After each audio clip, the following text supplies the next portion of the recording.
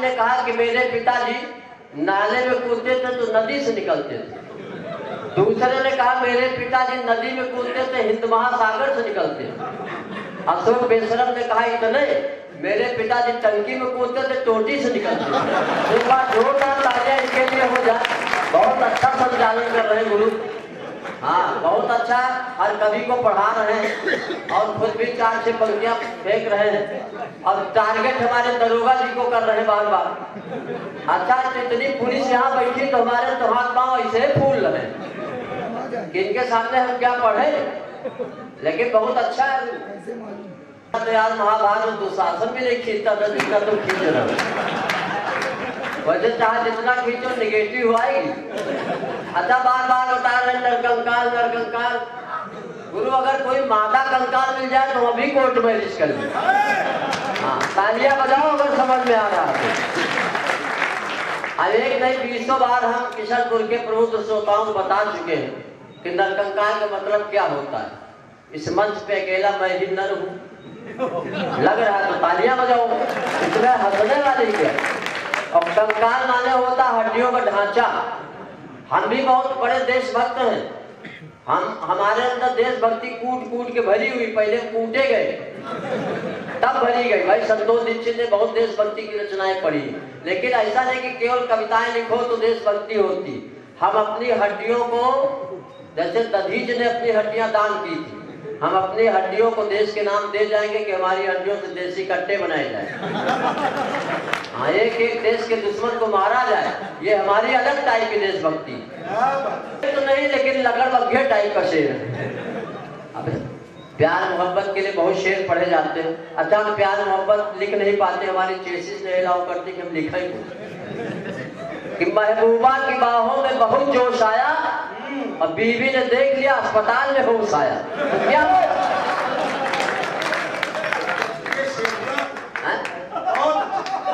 अब इससे ज्यादा हम क्या पढ़े। फिर एक बार और पढ़े एक। हाँ गुरु, क्या बात। अच्छा, जो लोग खड़े अगर इलेक्शन में न खड़े हो तो गुरु बैठ जाओ। कुछ लोग अगर खड़े हो जाते तो 10-20 हजार लिए बिना बैठते नहीं। बैठ जाओ गुरु। भगवान ने जब चलने के लिए पांव दिया तो बैठने के लिए भी कुछ ना कुछ दिया। उस अंग का उपयोग करो नहीं विलुप्त हो जाएगा। हमारे विज्ञान कहती कि जिस अंग का उपयोग नहीं होता विलुप्त हो जाता। हाँ, अच्छा तो है। हम क्या करा।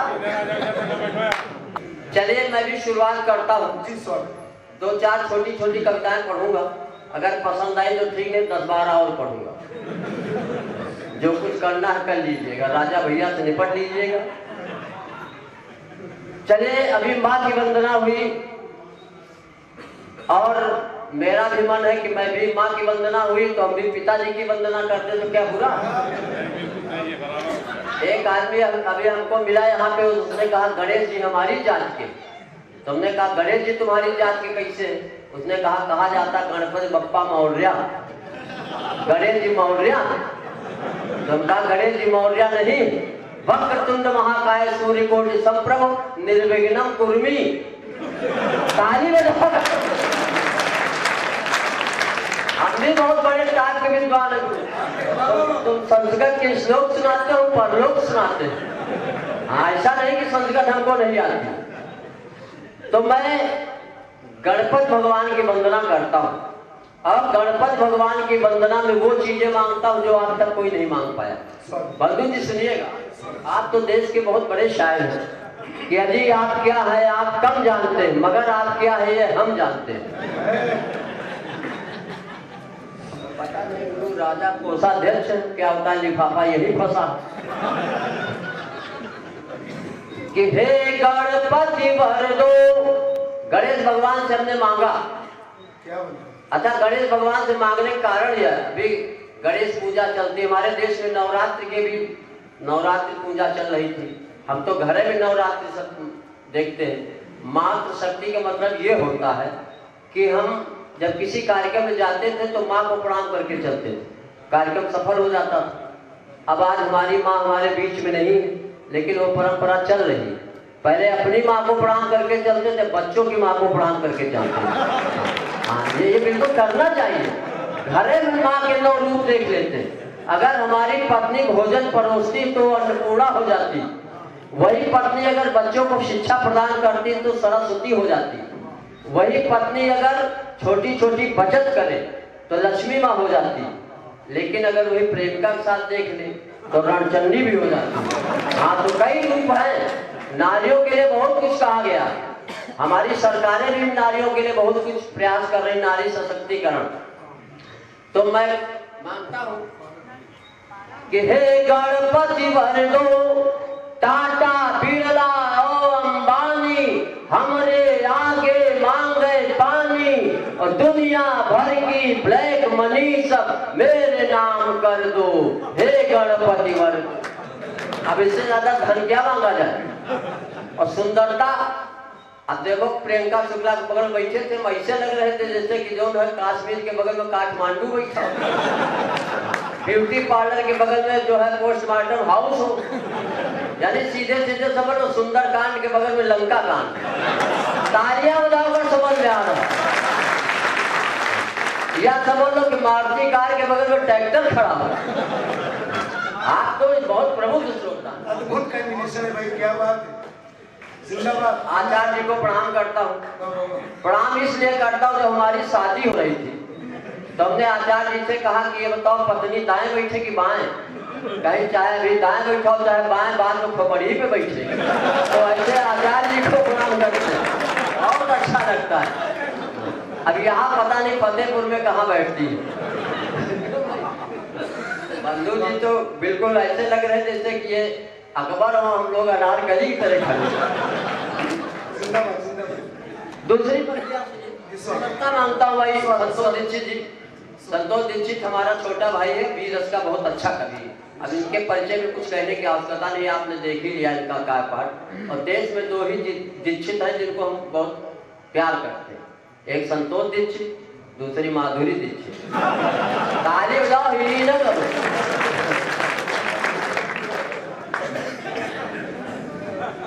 चाहे आलिया हो कटरीना, सुनिए प्रियंका, दी ब्यूटीफुल टाइप हैंडसम, कि चाहे आलिया हो कटरीना, हम पर रीझ है सभी हसीना, और रिद्धि सिद्धि के दाता हमको ब्यूटीफुल कर दो, हे गणपति वर दो, हे गणपति वर दो। आप 2 पंक्तियां देश के नाम पढ़ता हूँ।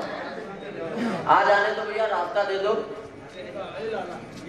हाँ, थोड़ा सा ध्यान भटक जाता है। मैं आपसे चाहता हूँ आप तालियां बजा के थोड़ा सा ऐसा लगे हमारी विद्वता में भ्रम न रहे। हाँ, बैठ जाओ। जब पुरुषों के बीच में बैठना तो क्या सोचना विचार। देश के नाम पढ़ता हूँ, देश के नाम पढ़ता हूँ और गणेश जी से मांगता हूँ कि हे गणेश भगवान, जैसे आपकी नाक ऊंची और लंबी है वैसे हमारे भारतवर्ष की भी नाक ऊंची हो जाए। जिंदाबाद जिंदाबाद। कि जग में ऊंची नाक हमारी, चीन पाक पर धाक हमारी, और पटक पटक कर इनको मारूं इतना पावर दो, हे गणपति वर दो, हे गणपति वर। चाहे पाकिस्तान हो चाहे चाइना हो, हमारे देश का कुछ नहीं बिगाड़ सकते। कुछ लोग कहते कोरोना चाइना से आया है, हम कहते चाइना तुम्हारे पास है क्या? खाली एक चाइना वाल, जो पढ़े लिखे लोग वो जानते होंगे, चाइना के पास सिर्फ एक दीवार है जो बहुत लंबी। तो हमने चाइना से कहा कि तुम्हारे पास एक है चाइना वाल और हमारे पास अग्रवाल, जायसवाल, मोदनवाल, बाप केजरीवाल। जहाँ जिस देश में इतने वाल हो तो इस देश की छुच्छी तक नहीं ढीली कर सकते। और चाइना के पास है क्या? चाइना, एक हमारा मित्र था वो चाइना चला गया, वही इंजीनियर हो गया, वही शादी कर ली। जब 5 साल बाद लौटा तो कहा भाभी जी कहाँ? तो उसने कहा चाइना का आइटम ज्यादा चलता कहाँ। तो चाइना के पास कुछ नहीं। चाइना वालों से हमने कहा तुम लोग कीड़े मकोड़े खाते हो, हम लोग चाइनीज ही खा जाते हैं, पिज्जा बर्गर चाउमीन ये है क्या? और हमने कहा तुमने कोरोना भेजा, तुम कोरोना वोरोना भेज के हमारा कुछ नहीं बिगाड़ सकते। अंतिम पंक्तियां मैं गणेश जी से मांगता हूँ कि इस कोरोना जैसी महामारी से काफी दूर हो गया है, लेकिन फिर भी ये संकट दोबारा ना आए जो विश्व महामारी के रूप में।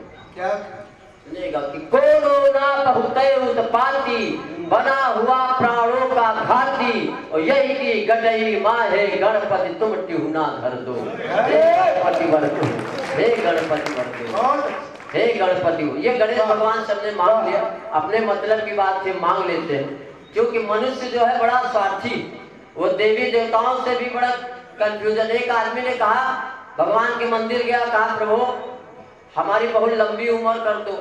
तो भगवान ने कहा शादी कर लो। तो उसने कहा शादी करने से कैसे लंबी उम्र होगी? कहे तुम्हारी जीने की इच्छा खत्म हो जाएगी। हाँ तो तालियां बजा दो, मैं एक दो कविताएं और पढ़ता हूँ। अभी भाई हमारे संतोष दीक्षित जी ने बेटियों की बात की।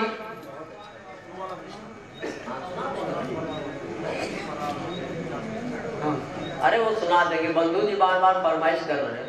बंधु जी देश के बहुत बड़े शायर हैं। हाँ, हालांकि शायर लोगों की बातों पे ज्यादा ध्यान नहीं देना चाहिए। एक शायर कह रहे थे कि ये दौलत भी ले लो, दौलत माने प्रॉपर्टी, ये शोहरत भी ले लो, शोहरत माने प्रसिद्धि। एक श्रोता खड़ा हुआ, उसने कहा गजल पढ़ रहा हूँ, मदरसा चला रहा हूँ। ये दौलत भी ले लो, शोहरत ले लो। एक श्रोता उठ गया, बोला इसकी औरत भी ले लो, तो सब कुछ दे ही रहा। तो शेर दादा देखो, शेर ऐसा नहीं, शेर में जीवन को पूरा समेटा जा सकता। एक शेर मैंने कहीं सुना था, सुनिएगा एक शेर, आदरणीय सुनिएगा। अच्छा, यहाँ फतेहपुर में चाहे पद पे कोई महिला हो तब भी चेयर महीने बोलेंगे, चेयर वोमेन नहीं बोलते कभी। हमारे रायबरेली में तो बोल देते हैं। तो मैं पढ़ता हूँ, और यहाँ पे ज्यादातर हमारे सिंह बैठे हुए, आदरणीय राम गोपाल सिंह जी हैं और महेश गुरु जी हैं, उत्तम सिंह जी। क्या बात है, उत्तम सिंह जी हमको मिले। हम कहा गुरु सिंहों के बीच में जब हम आ जाते तो हम खुद नार सिंह हो जाते हैं। हमने कहा ये बताओ सिंह साहब, आप घर में भी सिंह हो बाहर भी हो? कहीं हम दोनों जगह सिंह हो। अंतर इतने कि कभी कभी घर में दुर्गा जी सवार हो जाती है। समझ लो, बारीक पॉइंट है। 15 दिन का टाइम दे रहे हैं, जब समझ में आए तब तालियां बजाओ। तो मैं नारी सशक्तिकरण की बेटियों की बात की गई है, बेटियों के साथ वास्तव में अन्याय हो रहा है। लेकिन एक बात मैं कहना चाहता हूँ, हमारे आदरणीय मोदी जी कहते हैं कि बेटी बचाओ बेटी पढ़ाओ, लेकिन मैं एक इसमें संशोधन करना चाहता हूँ। बेटों को बचाओ, बेटों को कुसंगत से बचाओ, बेटों को नशे से बचाओ, बेटों को बुरी संगत से बचाओ। अगर बेटे बच जाएंगे तो बेटियां अपने आप सुरक्षित हो जाएंगी। तो इसलिए हमारे जो संस्कार है वो बेटों को भी उतना मिलना चाहिए। अच्छा, बेटी बचाओ तो ठीक है, क्या बेटे कोई गंगा जी की बाढ़ में तो आए नहीं, वो भी तो हमारी संतानें हैं। तो बेटियों के लिए मैं एक कविता पढ़ूंगा, लेकिन थोड़ा बाद में, पहले आपके चेहरों पे हंसी आ जाए। हाँ गुरु, बोतल फेंक के मार दो, पानी देने का जो पितर पत्र में खाली पर ही नहीं जाता, आप बेकार दे रहे हो। तालियां हो जाए तो मैं पढ़ता हूँ। देखिए, कविता तो बहुत आज सुनते रहते हैं प्रतिवर्ष, लेकिन मेरा उद्देश्य रहता हास्य कवि होने के नाते कि आपके चेहरों पे मुस्कान बिखर जाए। आज के टेंशन भरे युग में अगर किसी को हंसा दिया जाए तो मैं समझता हूँ सबसे बड़ी पूजा यही, सबसे बड़ी उपासना यही। हाँ, जब कोई व्यक्ति हंसता है तो भगवान प्रसन्न होता है, लेकिन जब कोई दूसरे को हंसाता तो भगवान उसे वरदान देते हैं। आज के टेंशन भरे दो कौड़ी की बातों पे लोग टेंशन लिए घूम रहे हैं। एक आदमी गंगा जी के किनारे घाट पे बैठा था, बहुत टेंशन में। हमने कहा क्यों टेंशन में? पत्नी से झगड़ा हुआ? कहा नहीं। हमने कहा पड़ोसी से कोई विवाद हुआ? कहा नहीं। तो हम कहा तुमको काहे टेंशन? उसने कहा हमारे धर्म में क्या, जब कोई आदमी मरता तो 4 लोग घाट पे ले जाते हैं। हम सोच रहे हैं जब आखिरी आदमी मरेगा तो कौन ले जाएगा? उनको वही टेंशन खाया जा रहा। छोटी छोटी बातों में टेंशन। आज जा रहा हो, किसी ने आपसे कहा भाई साहब नमस्कार, टेंशन शुरू। कौन है, कैसे जानता है? अगर उसने कह दिया भाभी जी के क्या हाल है तो कोमा में चले जाओगे। तो थोड़ा आपके चेहरों पे हंसी आ जाए। तो मैं नारी सशक्तिकरण तो ऐसे बढ़ गया, कुछ किया जाए चाहे ना किया जाए। अभी त्योहार, 2 त्योहार हो गए हम लोगों के बीच में। एक दिन हमारी पत्नी जो है हमको एक गिलास में गरम गरम दूध लेके आई थी। पत्नी दूध लेके आई तो हमने कहा ये बताओ 20 साल शादी के हो गए, कभी एक गिलास पानी नहीं पिलाया, आज दूध क्यों लाई हो? बोली पी लो आज नाग पंचमी। तब हमारी समझ में आया कि नारी सशक्तिकरण कितना। क्या बात, बहुत अच्छा। तो उन्होंने कहा ऐसा है, अब रक्षाबंधन आ गया है, मायके हमको ले चलो। और वहाँ एक घटना घटी, हमारी कविता बन गई। हमारे साथ जो भी घटता है वो हम हास्य के रूप में प्रस्तुत कर देते हैं। हम तो ऐसे हास्य के भी कहो मरघट से हास्य निकाल दें। हमारे यहाँ एक आदमी मरा, सब लोग बारात में गए, एक 90 साल के बुढ़ऊ गए थे। हमने कहा दादा ना इच्छा हो तो न लौटो, ताली बजाओ अगर समझ में आ रहा है। एक दिन सपत्नी बाइक से जा रहा था, सुनिएगा, एक दिन सपत्नी बाइक से जा रहा था, जिंदगी एक सफर गाना गा रहा था कि सामने से गधा आया, मैं बाइक से ही टकराया, दोनों लोग नीचे आ गए, दो मुंह मिट्टी खा गए। 10-12 लोग दौड़े, मेरी पत्नी को उठाया, बहन जी कहाँ चोट लगी, हमदर्दी जताया। मैंने कहा मैं दर्द से बिलबिला रहा था, मेरी भी मदद करो, चिल्ला रहा था। मैंने कहा अरे नालायकों, बहन का ही दुर्दर्द मिटाओगे और जीजा जी मर रहे, इनको कब उठाओगे? क्या? अरे भाई दोनों लोगों को उठाना चाहिए, जब दोनों लोग चोट खा गए। लेकिन ये मानसिकता हो गई कि अगर दोनों पत्नी गिर जाए तो लोग पहले पत्नी को उठाएंगे, पति को बाद में उठाएंगे। ये सब हो जाता। हमको तो ऐसे भी जो नारी शक्तियां हमको ऐसे नहीं डरती। एक बार मेरा पड़ोसन से हो गया झगड़ा, उसने दे डाला अल्टीमेटम तगड़ा, मेरी खोपड़ी गई हिल। जब उसने कहा हिम्मत है तो अकेले में मिल। तब से मुझे आ रहे चक्कर पे चक्कर, ये धमकी है कि धमकी भरा आफत, तब हम समझ ही नहीं पाते, बड़ा कंफ्यूजन हो जाता है। लेकिन मैं नारी शक्ति को प्रणाम करता हूँ, नमन करता हूँ। जब आप बैंक जाते हो, विड्रॉल भरते हो, दिखते हो 2000 रुपये मात्र, किसी की औकात नहीं, लिखो 2000 रुपये पित्र, नहीं तुम्हारा विड्रॉल नहीं पास होगा। अच्छा हमारा मन है कि थोड़ा वीर सभी दिखा दे। भाई संतोष जी ने वास्तव में कैप्टन मनोज पांडे पे जो कविता लिखी, अच्छा हम तो भाई इस तरह की कविताएं लिख नहीं पाते, हम कविताएं लिखे क्या? इनको सुन सुन के ही राष्ट्रभक्ति हमारे अंदर आ गई। संतोष दीक्षित की राष्ट्रभक्ति की रचनाएं सुन सुन के राष्ट्रभक्ति हमारी रक्तवाहिनियों में प्रवाहित हो रही। रक्तवाहिनियों छोड़ो, माइटोकॉन्ड्रिया में घुस गई। और हम तो भगवान से यही मनाते कि हमारा अगला जन्म हो तो इन्हीं की कोख से पैदा हो। हाँ तालियां बजाओ। हमारे देश की गौरवशाली परंपरा आज भी चल रही है, चाहे हमारे देश की पुलिस हो, सेना के जवान हो। अब आप लोग पुलिस को कुछ भी कहते हो, हम कभी बुरा नहीं कहते। हमारे देश की वर्दी है, देश की आन है, बान है, शान है। जब अपनी आन पे आती है तो बड़ों बड़ों को भी कड़िया पड़ जाती है। क्यों भाई? हमने क्लास में एक दिन लड़के से पूछा कि बताओ महाभारत क्यों हुआ? तो उसने कहा गुरुजी महाभारत द्रौपदी के कारण हुआ। द्रौपदी ने कहा था हम लोग के अंधे होते हैं। दूसरे लड़के ने कहा नहीं गुरुजी महाभारत तो दुर्योधन के कारण हुआ। दुर्योधन से भगवान श्री कृष्ण ने कहा था कि पांडवों को 5 गांव दे दो, तो दुर्योधन ने कहा न सूर्याग्रे ददान केशव, मैं सुई की नोक के बराबर नहीं दूंगा, इसलिए जो महाभारत हुआ। हमने कहा दोनों उत्तर गलत। महाभारत होता है अगर उस समय पुलिस होती। तालियां बजाओ। कौरव पांडव को थाने में बुला के ले दे के मामला निपट जाता वही, और हस्तिनापुर जो है वो सरकारी संपत्ति घोषित हो जाता। ये सारी चीजें नहीं मजाक नहीं कर। ये जगह हमारे मुंह से निकल, देखो अभी कुछ लोग कहते हैं, अब देखो ज्यादा राजनीतिक टिप्पणियां नहीं करना चाहते, राजनीति का विषय छूना नहीं चाहते, और देश की भी टेंशन न लेने की कोई जरूरत है। देश मोदी जी चला रहे, योगी जी चला रहे, हम खुद जिंदा। 2-4 लोग अगर टेक्निकल प्रॉब्लम हो तालियां बजा सकते हो। ऐसा थोड़ी कविताएं भी जो है राष्ट्र हित में होती। और हमारा देश तो इतना महान देश है कि अपने देश की हम गौरवशाली परंपरा कहाँ तक बताएं। एक बार दुबई में 3 देशों के लोग फंस गए, वहां तस्करी में फंस गए। तीनों को सजाए मौत का हुक्म हुआ। तो पहला लाया गया तो जज ने कहा कि जो अंतिम इच्छा हो बताओ। तो पहला हिंदू था, तो उसने कहा हम राम को याद करेंगे। राम को याद किया, बटन दबाया गया, फांसी का फंदा नीचे नहीं आया, बच गया। दूसरा मुस्लिम था, जज ने कहा तुम भी अंतिम ख्वाहिश बताओ। तो कहने खुदा को याद करेंगे, बटन दबाया गया, फांसी का फंदा नीचे नहीं आया, वो भी बच गए। अंत में सरदार जी फंस गए। तो जज ने कहा सरदार जी अपनी अंतिम इच्छा बताओ। तो सरदार जी ने कहा अंतिम इच्छा गई भाड़ो, पहले बटन ठीक करो। ताली बजाओ, ये वो देश है।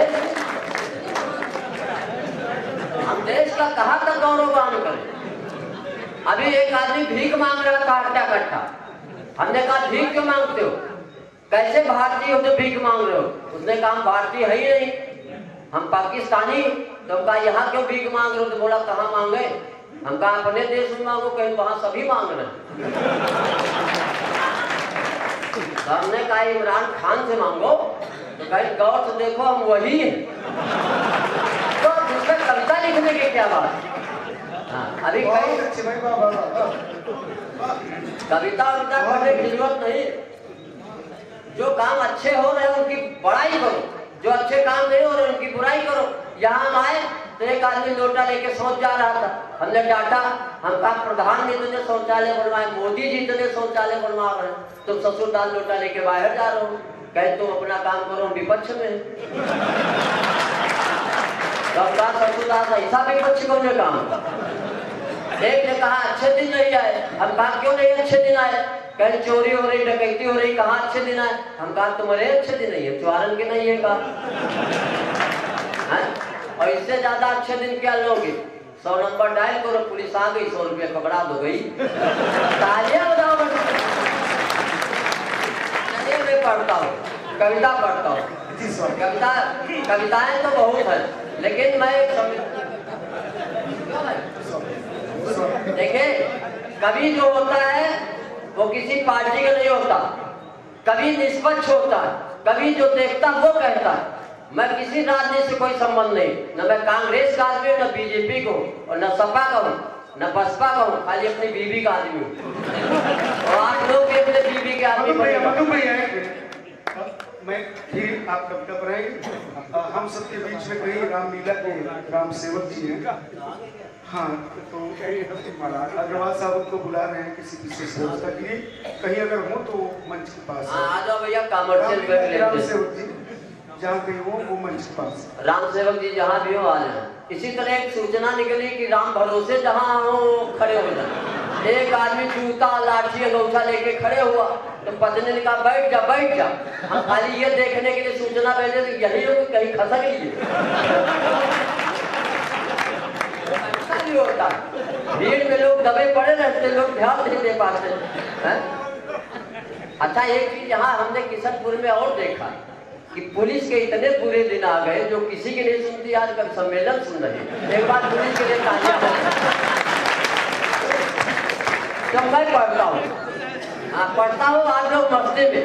हमारा उद्देश्य स्वागत वो सब नहीं कहेंगे, वो सब कहने की जरूरत है ही नहीं। सब हाँ बहुत देखिए गर्मी बहुत लग रही। रंजना कह रही गर्मी बहुत लग रही, तो उनका योगी बाबा सबकी गर्मी ठंडी कर दे।